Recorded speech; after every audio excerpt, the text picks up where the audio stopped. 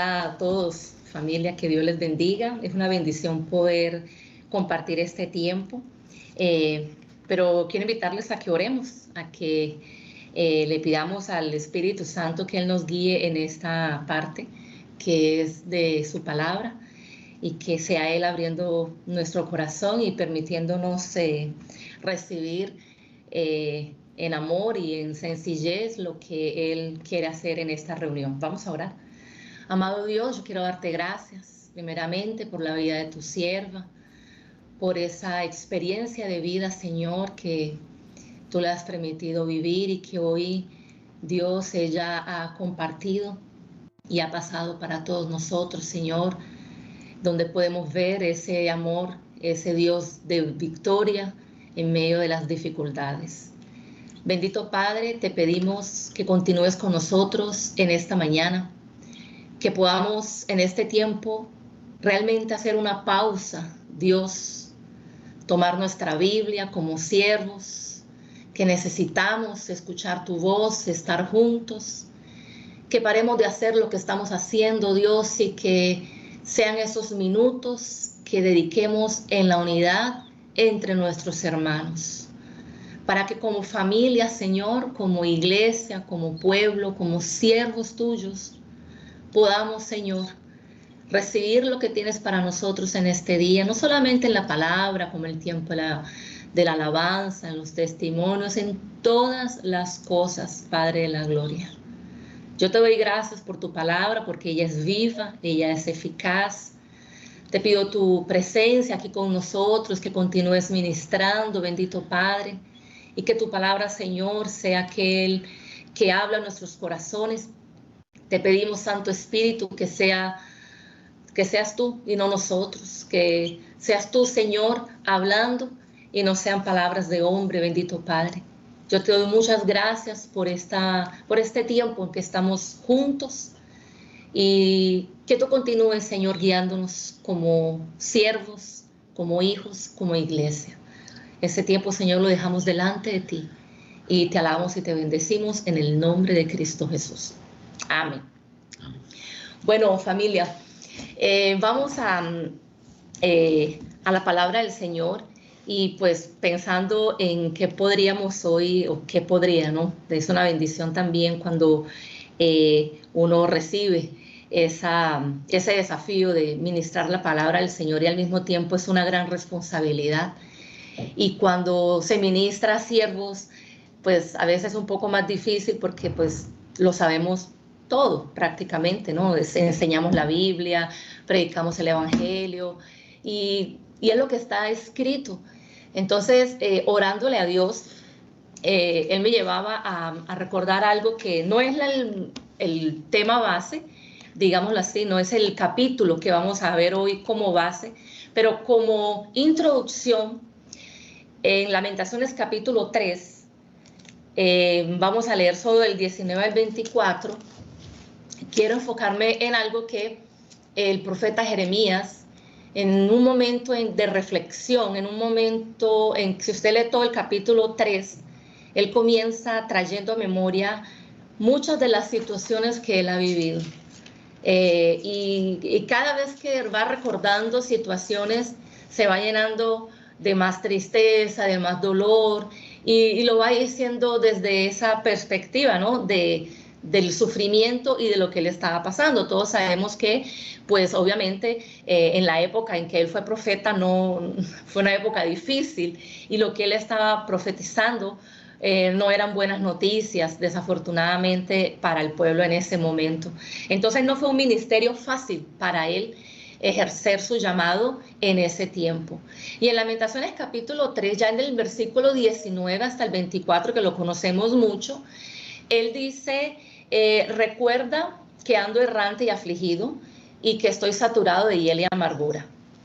Y dice, siempre tengo esto presente y por eso me deprimo. ¿Sí? Y ahí en otras versiones, por ejemplo, yo encontraba que decía, tengo los más tristes recuerdos me llenan de amargura, siempre los tengo presentes y eso me quita el ánimo. En otra versión encontraba que decía, lo tendré aún en memoria porque mi alma está abatida dentro de mí. Y él él mismo dice, bueno, pienso en todo esto y ¿qué me viene? Tristeza, amargura, desánimo. Pero automáticamente, en medio de todo eso, él dice algo muy especial. Dice, pero algo más me viene a la memoria, lo cual me llena de esperanza. Y ahí él dice aquellas palabras que todos conocemos: el gran amor del Señor nunca se acaba y su compasión jamás se agota. Cada mañana se renuevan sus bondades, muy grande es su fidelidad. Por tanto digo, el Señor es todo lo que tengo, en Él esperaré. Esta es la Nueva Versión Internacional. Y es un pasaje que conocemos mucho, pero vemos cómo, y eso es lo que yo quiero hoy, realmente compartir con ustedes aquello que nos trae esperanza. Que podamos hoy recordar, así como lo hizo el profeta, en medio de todo lo que estaba viviendo, en medio de todos los pensamientos que llegan a su cabeza, en medio de todos los pensamientos que llegan a nuestra cabeza en diferentes momentos de nuestra vida, poder mirar por encima de todo eso aquello que nos trae esperanza. Así como el profeta Jeremías, pues el siervo también, nosotros enfrentamos muchas situaciones, entonces es muy común para nosotros, digamos, enfrentar la oposición y situaciones de conflicto. Por eso quiero compartirles hoy precisamente aquello que nos trae esperanza. Y para eso quiero que vayamos a 2 Corintios 4, que ese sí sería nuestro capítulo que vamos hoy a recordar, porque usted también ya lo conoce y tengo la seguridad que lo ha enseñado. Pero hoy vamos a verlo desde una perspectiva en que Pablo se lo presentó a la iglesia.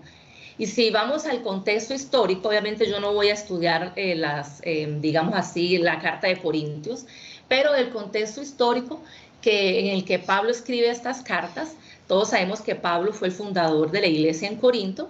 Sin embargo, el hecho de haber sido el fundador, pues no le eximió de caer en cuestiones de dificultad frente a la iglesia. Y él comenzó a escuchar situaciones que estaban pasando, que no son nada diferentes de lo que la iglesia vive hoy. Eso es lo que siempre veo de interesante en la Biblia, es lo que la hace que sea actual, porque son los mismos problemas, solo cambia el escenario. Y vemos entonces que la iglesia estaba pasando por problemas de divisiones, por problemas de pecado. También habían algunas situaciones de mal manejo del uso de los dones. También surgieron algunas preguntas con respecto al matrimonio, con respecto a lo sacrificado a los ídolos, con respecto también a ofrendas, y todas esas preguntas se las hicieron a Pablo. Y Pablo responde en la primera carta a esas inquietudes, pero al mismo tiempo también de una forma muy firme, muy fuerte y directa. Él también, digamos, habla con respecto a las situaciones que se estaban levantando dentro de la iglesia. Entonces Pablo también esperaba con expectativa una respuesta de cómo iban a recibir ellos esa carta, porque la carta es bien firme. Y todo lo que hemos leído en 1 Corintios sabemos que la carta es una carta muy firme y muy clara. A él, obviamente, eso levantó crisis en algunos, también hubo arrepentimiento en otros, pero también Pablo se enfrentó a otra situación que también se comenzó como a cuestionar, a criticar un poco su apostolado, su ministerio, su forma de ser, tal vez porque pues todos sabemos que Pablo con los judíos no era que tuviese una acogida tan grande, entonces eso llevaba a que tal vez no tuviese pues esa misma aceptación dentro de algunos. Y Pablo también entonces escribe otra carta, que es la segunda, ya dando respuesta a otras cosas. También sabemos que Pablo fue una persona que enfrentó muchas situaciones de dificultad y esa carta tiene una riqueza también en una perspectiva diferente a las aflicciones. Y en eso lo que yo quiero que hoy veamos es uno de esos puntos que él enseñó a la iglesia con respecto a las aflicciones y una perspectiva diferente a esta situación. Entonces, en el capítulo 4, en 2 Corintios capítulo 4, vamos a leerla por partes como para poder estudiarla mejor. Dice el capítulo 4, vamos a leer del 1 al 6, Por lo cual, teniendo nosotros este ministerio según la misericordia que hemos recibido, no desmayamos. Antes bien, renunciamos a lo oculto y vergonzoso, no andando con astucia ni adulterando la palabra de Dios, sino por la manifestación de la verdad, recomendándonos a toda conciencia humana delante de Dios. Pero si nuestro evangelio está aún encubierto, entre los que se pierden está encubierto, en los cuales el Dios de este siglo cegó el entendimiento de los incrédulos, para que no les resplandezca la luz del evangelio de la gloria de Cristo, el cual es la imagen de Dios. Porque no nos predicamos a nosotros mismos, sino a Jesucristo como Señor, y a nosotros como vuestros siervos por amor de Jesús.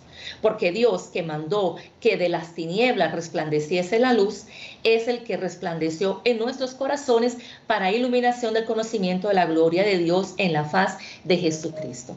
Bueno, hasta este punto vemos que Pablo está hablando de aspectos bien importantes, enfatizando su testimonio de vida, enfatizando lo que él ha enseñado y cómo lo ha enseñado. Es más, eso lo hace mucho en las cartas, en estas cartas, en diferentes momentos también. Y vemos que él habla algo bien especial, ¿no? Teniendo este ministerio, dice él, por la misericordia de Dios, él ha renunciado a lo oculto, ha renunciado a lo vergonzoso, ha renunciado al engaño, ha renunciado al torcer la palabra de Dios, al predicarse a sí mismo, a presentarse tal vez como el mejor o como el que más sabe.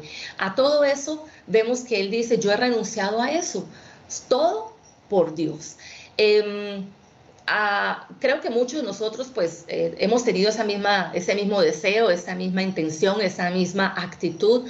Hemos renunciado a muchas cosas, hemos entregado nuestra vida, hemos dispuesto nuestro corazón, y cada día esa actitud de renuncia tendría que ser así, digamos, mejor, más intensa, más profunda, digamos, más presente, de siempre dejar ya esas cosas de lado, ¿no? Renunciar a todo esto.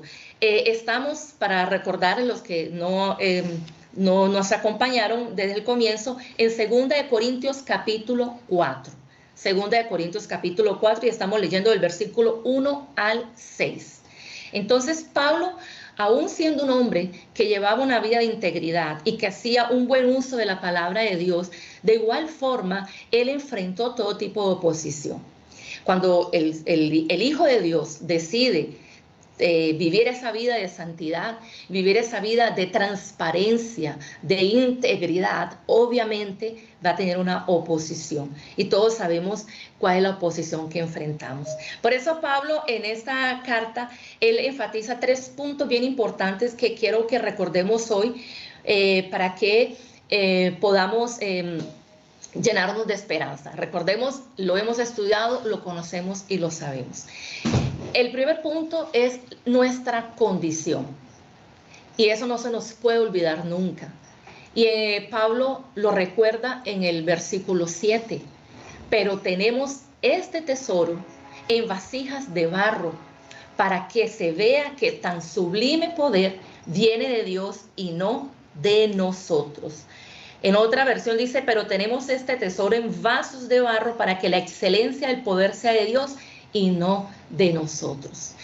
Pablo está hablando en el versículo 6 que donde estaban las tinieblas resplandeció la luz, que en nuestros corazones que estaban llenos de oscuridad resplandeció la luz, y todo ese tesoro está colocado en una vasija de barro. Algunos piensan que él hace una analogía porque se cree que la costumbre de la época era guardar las cosas de valor en vasijas de barro. En realidad la vasija de barro no tiene nada de especial, no tiene nada de valor así, pues digámoslo, representativo. Es sencilla y es fácil de quebrar, pero no podía enfatizarlo mejor, no podía compararlo mejor con nuestra vida, con nuestro ego, con el ser humano. Nosotros no podemos olvidar nuestra fragilidad, y sabemos que en un abrir y cerrar de ojos nuestra vida puede cambiar repentinamente. Y todo lo que creíamos tener lo podemos perder repentinamente. Entonces, Pablo les recuerda a ellos esa condición a la cual nosotros estamos sujetos. Somos vasijas de barro. Lo que tenemos de especial en realidad viene del Espíritu Santo. Y eso no podemos olvidarlo. ¿Por qué? Porque cuando comenzamos a olvidar que lo especial que nosotros tenemos viene del Espíritu, estoy hablando ya al nivel del siervo, al nivel del hombre y de la mujer que tiene ese camino con Dios, ¿qué pasa? Viene el orgullo espiritual, ¿sí? Comenzamos a pensar que, pues, porque oramos, porque nos hemos entregado, pues entonces hay algo de especial en nosotros. En realidad somos vasijas de barro. Dios, solamente por la misericordia, por su amor, por su gracia, por su bondad, como Pablo lo dijo al principio, por lo cual teniendo nosotros ese ministerio según la misericordia, ¿sí? Fue por su misericordia. Y no podemos olvidar esto. Buscando algo de definición de lo que es arrogancia, hay un trecho de un libro de C.S. Lewis, que es el autor de las Crónicas de Narnia, pero el trecho no lo encontré en las Crónicas de Narnia, sino en otro libro que se llama Mero Cristianismo. Allá en un puntito encontraba una definición de soberbia, y yo se las quiero leer. La soberbia y el orgullo son competitivos. La soberbia no obtiene placer en la posesión de algo, sino tan solo en el poseer más que el vecino. Decimos que las personas sienten orgullo de ser ricas o inteligentes o atractivas, pero no es así. Las hace orgullosas ser más ricas, más inteligentes o más atractivas que otras. Si todos llegaran a ser igualmente ricos o inteligentes o atractivos, no habría nada por qué sentir orgullo. Es la comparación lo que hace orgullo, ¿sí? El placer de estar sobre los demás. Y nosotros podemos tener algunas actitudes o áreas en las cuales aún se ve el orgullo. Por ejemplo, cuando tenemos un ministerio más grande que otros. Entonces estamos tranquilos porque pues sí, ya creemos que como nuestro ministerio es el más grande, o porque pues yo estudio más la Biblia, o porque pues yo tengo una seguridad financiera mejor, o porque tal vez hay personas que sí tienen más elocuencia al hablar, tienen más carisma al hablar, al predicar, o porque tal vez yo estoy en lugares de privilegio más que otros, o porque a veces el país donde yo estoy es más atractivo que otros países. Nosotros podemos tener aún áreas de arrogancia, podemos creer que no lo somos, pero solo Dios sabe dónde está, cómo está nuestro corazón. Por eso Pablo enfatizaba, no hay nada de más, todos somos vasijas de barro. Y lo que hace esa vasija de barro especial no es la vasija, sino lo que tiene dentro. Lo que hace una vasija de barro que tenga un valor es si yo guardé dentro de ella monedas de oro. Entonces la vasija no vale, pero lo que está dentro es lo que vale. De igual manera, así pasa en nuestra vida. No es la vasija, es lo que llena la vasija. Y si permitimos que el orgullo espiritual aparezca, entonces ya no estamos dejando que el poder y la excelencia vengan de Dios. Dejamos de ser vaso de barro y comenzamos a hacer entonces una linda copa de oro, emanando solo lo mejor. Y nosotros ya sabemos de dónde viene esa fuente. Entonces, es nuestra condición la que nos da la ventaja y el mérito para depender permanentemente de Dios.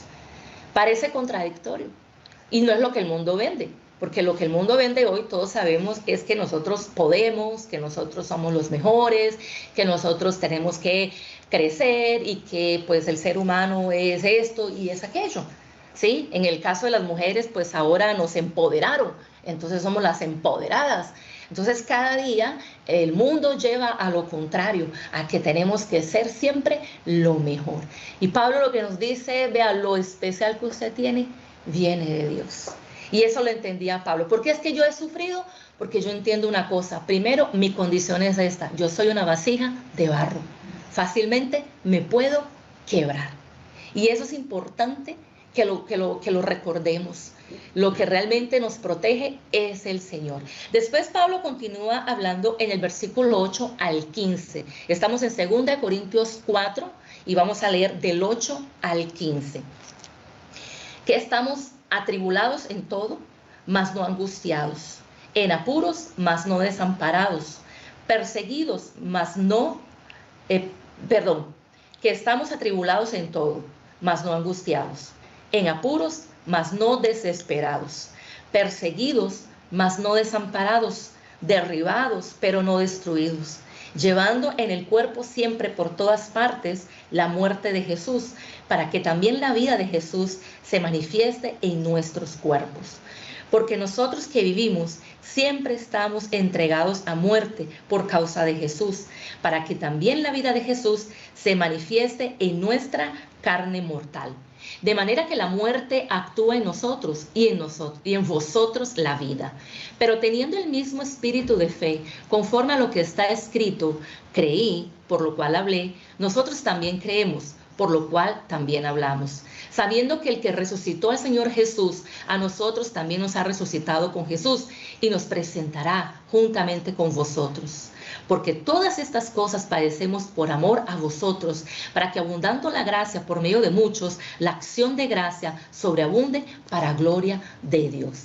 Pablo entonces entra aquí a hablar de algo que usted y yo vivimos muchas veces, el tiempo entero, y lo vamos a seguir viviendo.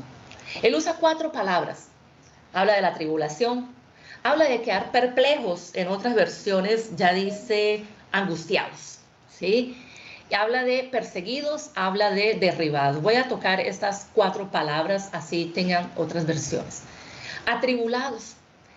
Nosotros estamos, pues ya vimos el testimonio de Idamia, ¿sí? Acaba de pasar por una situación de salud muy fuerte. Es algo que, por más que ella hoy nos cuente el testimonio, que vio la gloria de Dios, pues una cosa es verlo con el desenlace final y otra cosa es vivirlo, enfrentarlo y pasar por ahí. Son 2 situaciones muy diferentes. Y así como ella sufrió eso, otros están pasando por otras tribulaciones, sea de escasez financiera o sea de crisis familiares muy fuertes. En fin, cada uno de nosotros sabe las luchas que estamos viviendo. Perplejos. ¿Cuántos no recibimos noticias inesperadas o el impacto o el choque de cosas así que usted dice queda como sin acción, ¿sí? O esas decepciones que usted como que no espera y dice, pero ¿qué pasó? ¿Dónde me perdí? Que yo no me di cuenta en qué momento se vino todo esto, ¿sí?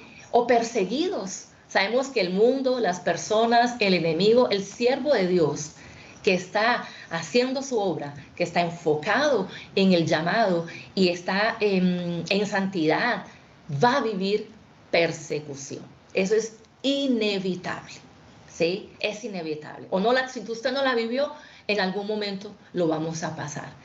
Pero eso hace parte del día a día. Lo vivieron todos, lo vivió el Señor Jesús. A él no lo llamaron hasta endemoniado. Imagínense, si a él lo llamaron hasta endemoniado, pues, ¿qué se espera para nosotros?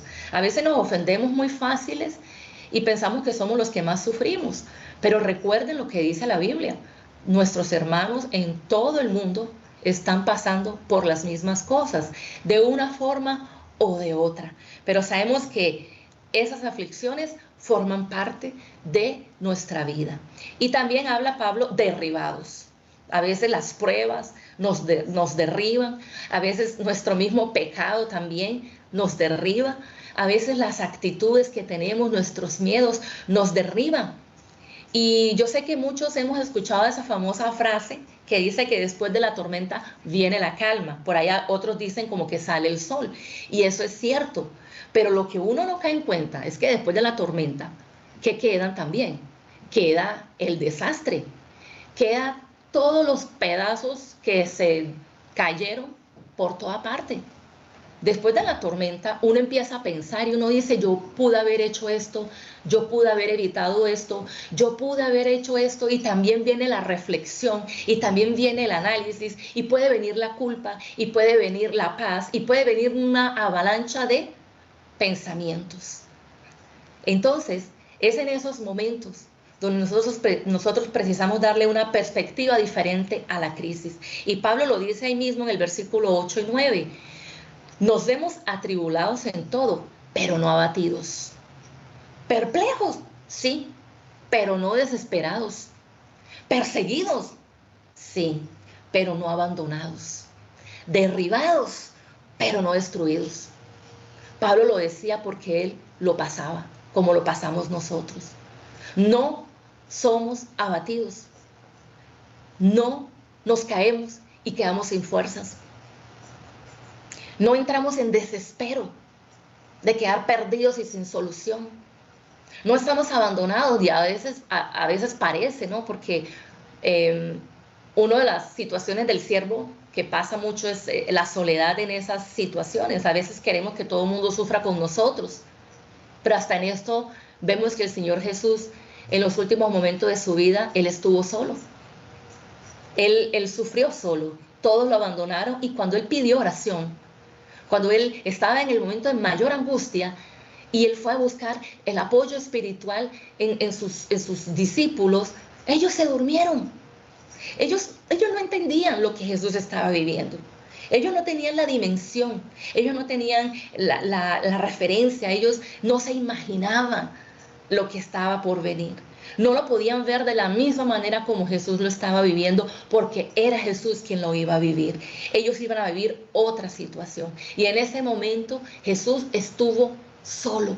Y yo sé que muchas de las cosas que nosotros pasamos las vivimos solos, pero que aún esa soledad no nos lleva a la arrogancia de decir, ay, yo como estoy solo, tampoco. Porque a veces en esa soledad es donde nosotros tenemos momentos extraordinarios con Dios. Es donde nos apegamos a Él. Y es donde vamos y decimos, Señor, es que no es con nadie, es contigo. A veces Dios permite que cosas las sepa la iglesia y las sepan los siervos y nos unimos y compartimos, pero hay otras batallas que las vivimos solos. Y a veces Dios lo permite para formar nuestro carácter y mirarlo solamente a Él. Yo sé que lo que yo le estoy diciendo parece esa frase cliché, pero es una realidad que usted y yo hemos experimentado. Y eso me trae a recuerdos, a memoria. Recuerde que hoy estamos trayendo a memoria lo que nos trae esperanza. El ejemplo de Pedro. En Lucas 22, del 31 al 38, no necesita buscarlo, lo puede anotar, pero para que lo tomen referencia. En Lucas 22, del 31 al 38, está ese momento en que ya son los últimos tiempos del Señor con los discípulos, ya tuvieron la cena, ya le dijo a Judas, y después tiene ese tiempo con ellos y le dice a Simón, Simón, Simón, mira que Satanás ha pedido zarandearlos a ustedes como si fueran trigo, pero yo he orado por ti para que tu fe no te falle. Y tú, cuando hayas vuelto a mí, fortalece a tus hermanos. Y Pedro, ¿qué le respondió? Señor, estoy dispuesto a ir contigo tanto a la cárcel como a la muerte. Pedro, te digo que hoy mismo, antes que el gallo cante, 3 veces negarás que me conoces. Jesús le advierte lo que iba a pasar. Pedro, como muchos de nosotros, a veces decimos, no, esto no me, no, yo jamás, no, yo no, ¿sí? No, eso conmigo, no, ¿sí? No, yo porque yo oro, ¿sí? No, yo no, ¿sí? Pedro hizo eso, no, Señor. Y yo tengo certeza que en el momento que Pedro le dijo eso al Señor, Pedro estaba seguro, Pedro estaba confiante, Pedro lo dijo verdaderamente, porque en ese momento él no estaba viviendo una aflicción, no estaba viviendo una situación de crisis muy fuerte. Pero cuando vino ese momento, el momento inesperado, ¿sí? Ahí Pedro fracasó. Pedro fracasó. El Señor sabía que él iba a fallar y yo me imagino la frustración de Pedro. Y yo me imagino, yo no sé si a usted le pasa, pero cuando uno como siervo de Dios falla, el que entienda lo que es el arrepentimiento, el que entiende lo que realmente nosotros hacemos y cómo lo hacemos y por qué lo hacemos, el dolor y el sufrimiento que uno siente en el corazón por haberle fallado a Dios, tiene que ser grande. Tiene que llevarnos a decir, uy, Señor. Pero algo especial en esas luchas que vivimos es lo que el mismo Señor le dice a a Pedro. Le dice, yo estoy orando para que tu fe no te falle. Y aunque Pedro falló negándole, su fe, aún aunque estaba fragilizada, ella no se le desvaneció del todo. Ella permaneció. Y algo lindo que Jesús le dice a Pedro es, cuando vuelvas a mí, Pedro, te va a pasar esto, pero cuando vuelvas a mí, y esa fue la clave, lo que le fortaleció a ese hombre fue volver a Dios. Y es lo que nos fortalece a nosotros. Es lo que nos hace realmente entender y realmente comprender que es en su presencia que nosotros podemos ser levantados. Yo no sé cuánto tiempo le llevó a Pedro, no sé cómo fue ese momento, no sé cuánto lloró, sí, la Biblia dice que lloró amargamente, pero fue uno de los momentos más fuertes de su vida. Ahora imagínense cómo uno, después de vivir eso, uno va y le va a predicar a otro. Pero Pedro le dijo, yo no sé si a usted le pasa, pero pues los que tenemos discernimiento de espíritus, Dios le habla a uno. A mí hay momentos en que me ha dicho, esto te va a pasar, y yo ya sé, y es difícil, y yo sé que voy a llorar. Y yo solamente le digo, Señor, dame la fuerza y dame la visión que necesito para pasar esto y no perderme en este paso. Y no es fácil cuando el Señor le alerta a uno. Y la alerta es para prepararlo, ¿sí? A veces no para evitar, sino para prepararlo a uno, para que uno pueda estar firme y mirándolo a Él. A veces nuestros fracasos nos llevan a fallar en lo más valioso. No solamente como nuestra fe, sino porque no volvemos a Dios, porque no nos volvemos a aquel que nos va a restaurar. Por mayor que sea, volviendo a Él, es que nos restauramos. Pablo después también, volviendo al capítulo de 2 de Corintios 4, en el versículo 16 al 18, ya para ir terminando, dice la Biblia, por tanto no desmayamos, antes aunque nuestro hombre exterior se va desgastando, el interior no obstante se renueva de día en día, porque esta leve tribulación momentánea produce en nosotros un cada vez más excelente y eterno peso de gloria, no mirando nosotros las cosas que se ven, sino las que no se ven, pues las cosas que se ven son temporales, pero las que no se ven son eternas. Hay dos aspectos bien claros con respecto en la esperanza que estamos recordando hoy. Lo primero está en el versículo 16. Dice, por tanto, no desanimamos. Al contrario, aunque por fuera nos desgastamos, por dentro vámonos renovando día tras día. La primera cosa tiene que ver con la renovación interior. Yo, buscando definiciones de renuevo, la que más me gustó es esta. Vástago que echa el árbol o la planta luego de ser cortado o podado. ¿Sabe cuando usted ve una planta que ella hay que cortarla? A mí me da pesar, yo no serviría mucho para jardinería porque a mí me da pesar cortarla, pero uno no entiende que a veces el proceso de cortar, de quitar, es donde se renuevan las hojas, es donde se renueva y se fortalece la planta. A veces nos da miedo, no nos gusta, no queremos, pensamos que estamos haciendo algo malo. Bueno, uno revisa, ¿no? Si yo estoy haciendo todo para la gloria del Señor y mi vida está en santidad, entonces es algo que Dios está permitiendo y está queriendo formar, ¿sí? Entonces, pero cuando no, el Señor, recuerde lo que dice en Juan 15, Él nos corta, Él nos limpia, Él agarra esa planta, Él agarra los pámpanos y los limpia. Él limpia aquel que lleva más fruto. En el versículo 17 dice, pues los sufrimientos ligeros y efímeros que ahora padecemos producen una gloria eterna que vale muchísimo más que todo el sufrimiento. Esa es nuestra esperanza. Saber que nosotros tenemos una recompensa, la recompensa del siervo no está aquí. Cualquier recompensa que nosotros recibamos de aplausos, de reconocimiento, es efímero. Y usted sabe que por la fragilidad nuestra hoy nos quieren y mañana ya no nos quieren. Hoy usted es el super siervo y mañana llega otro que predica mejor y hasta ahí fue. Por eso uno no puede depender de la vasija, tenemos que depender del tesoro que está dentro de la vasija. Y el segundo punto está en el versículo 18. Dice, no mirando nosotros las cosas que no se ven, sino las que no se ven. Pues las cosas que se ven son temporales, pero las que no se ven son eternas. Y aquí me viene a memoria uno de los momentos más difíciles de los siervos de Dios, que es la vida de Esteban. Usted sabe que Esteban tenía unas cualidades extraordinarias.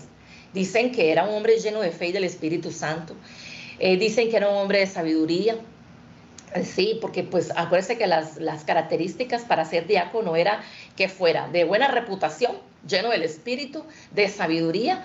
Imagínense, entonces, si eso lo tenía él, entonces ya sabemos cómo era Esteban. En el versículo 18 de Hechos 6, que es donde está más o menos que habla de Esteban, dice que él comenzó a sobresalir. Dice que Esteban, hombre lleno de gracia y de poder de Dios, hacía grandes prodigios, señales, milagros entre el pueblo. Y sabemos que Esteban se levanta para dar una predicación, para enseñar, para hablar.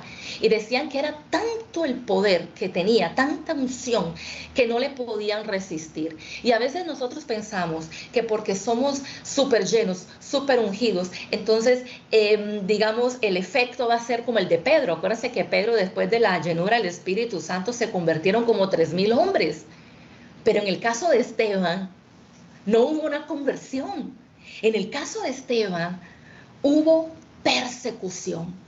La unción era tanta que no le podían resistir y pasó lo impensable. Tal vez los que estaban como espectadores pensaban que era un escándalo, que tal vez lo mínimo era que Esteban iba a prisión. Pero cuando comenzó a pasar lo impensable, llegó ese momento de gran impacto. Y yo no sé qué pasó inicialmente por el corazón de Esteban, porque ahí usted dice, bueno, pero ¿quién me va a ayudar? Yo estoy solo aquí, me están empujando, ¿qué está pasando? ¿Será que sí? Queda usted como sin acción. Pero lo que realmente yo creo, y es lo que está hablando Pablo, cuando dice de mirar, porque él dice en el 18, no mirando nosotros las cosas que no se ven, sino las que no se ven, pues las cosas que se ven son temporales, pero las que no se ven son eternas. Eso fue lo que miró Esteban, lo que le permitió a él poder fortalecer su fe hasta la muerte. Dice la Biblia en el versículo, en Hechos capítulo 7, del 54 al 56, al oír esto, rechinando los dientes, montaron en cólera contra él. Pero Esteban, lleno del Espíritu Santo, fijó la mirada en el cielo y vio la gloria de Dios y a Jesús de pie a la derecha de Dios. Y él dijo, veo el cielo abierto y al Hijo del Hombre de pie a la derecha de Dios. Esteban se conectó con el cielo, miró lo invisible. De otra manera, él no hubiese resistido, digamos así, firme en lo que estaba sin esa fortaleza espiritual. Él fijó sus ojos en la esperanza. Él vio a Jesús y su gloria. Y esto fue lo que le dio fuerzas aún para morir. Y él nos mostró un camino más excelente. Él no fue honrado por los hombres, pero él fue honrado por Dios. Él no dejó un ministerio físico, pero él dejó un ministerio espiritual. De él se escribe muy poco, ¿no? ¿Sí? Solamente es esa parte de la Biblia, son 2 capítulos, pero fueron tan trascendentales, fueron suficientes. Entonces, algo que nos debe dar esperanza es esto. En medio de todo lo que vivimos, y cada día sabemos que se va a poner peor, es algo que el siervo de Dios vive y va a seguir viviendo. Los conflictos, la oposición, es algo que hace parte de nuestra función. Y si no nos recordamos y volvemos a esa esperanza que tenemos de saber que esto es temporal, claro que una cosa es saberlo y otra cosa es vivirlo, ¿no? Pero realmente lo que la palabra nos dice es que todo lo que hemos pasado hasta ahora, el Señor lo sabe, el Señor lo conoce, el Señor lo sabe, Él sabe, Él sabe. Él oye, Él sabe. Y Él es el que va a responder. Y Él es el que va a proveer. Y Él es el que nos va a dar la respuesta a nuestras vidas. Vamos a orar. Vamos a entregarle este tiempo al Señor. Y traiga memoria lo que le trae esperanza. Traiga memoria lo que realmente anima nuestro corazón. Vamos a orar. Amado Señor, queremos en este tiempo, Padre, unirnos como iglesia, como pueblo, porque aunque seamos pastores, no dejamos de ser hijos, no dejamos de ser tu pueblo. Señor, también somos tus ovejas. Tú eres nuestro pastor. Tú sabes por todo lo que pasamos, Señor. Lo hemos visto en la vida de todos los siervos que estudiamos en tu palabra. Tú eres el único que nos conoce realmente. Y te agradecemos porque un día, aún siendo una vasija, nos diste un tesoro precioso. No solamente el de la salvación, el de la vida eterna, como también el poder servir a tu iglesia. Y así como Pablo, Señor, que todos los días renunciemos a lo oculto, a lo vergonzoso, al engaño, a todo lo que no te glorifica, Señor. Que así como Pablo, Padre, nosotros también nos rindamos delante de ti, para que realmente la excelencia y el poder vengan de ti. Esta iglesia es tuya, Señor. Y sé que en los últimos años, Padre, hemos pasado cosas difíciles, que tal vez para unos, Padre, es fácil, pero hay otros que no lo vivimos de igual forma. Hay otros, Señor, que se han desanimado, que se han cansado, o inclusive, Padre, esperan la próxima. Bendito Dios, que hoy como Esteban podamos mirarte a ti y no las circunstancias, y no lo que pueda venir, sino lo que tú has prometido para nosotros. Lo que tú, Señor, has declarado en los cielos para nosotros. Padre eterno, aún te pedimos perdón si aún en nuestro corazón hay áreas de arrogancia. Puede ser que ni yo me dé cuenta. Puede ser que hasta yo crea que yo estoy bien. Pero el único que nos conoce eres tú. Y eres el que sabe, Señor, mucho más que nadie, aún que yo mismo, la realidad de mi corazón. Oye, Señor, hoy nos rendimos.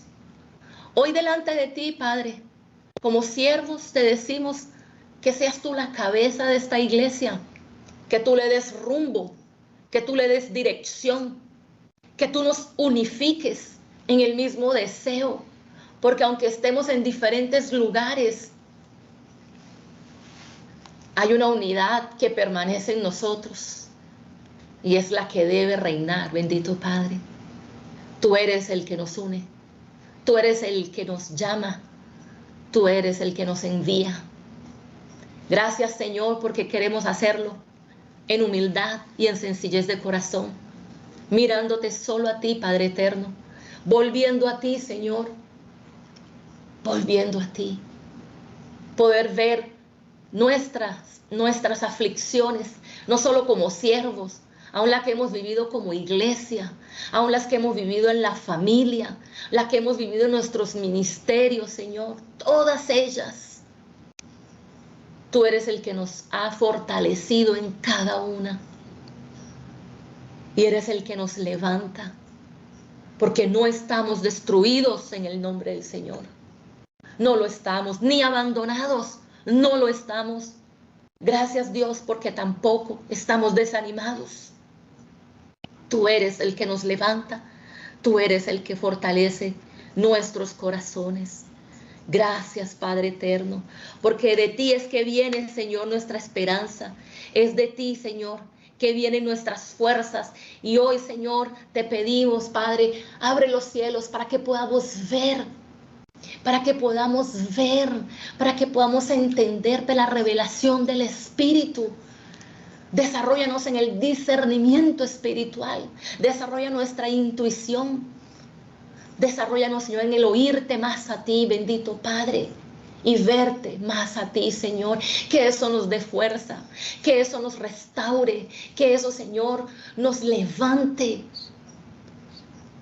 que sea tu presencia, Señor, Gracias, Padre, porque tú eres el que está sustentando cada corazón de cada siervo, Señor, que ha enfrentado luchas y batallas que ni sabemos, Padre eterno. Y aquellas personales, Dios, eres tú que las conoce.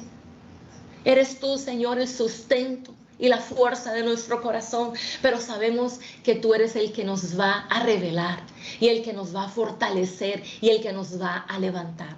Bendito Dios eterno, entregamos, Señor, esta iglesia en tus manos, nuestro llamado, nuestro servicio. Te damos gracias por el lugar donde estamos. Te damos gracias, Señor, por la bendición de ser llamados, de ser considerados siervos.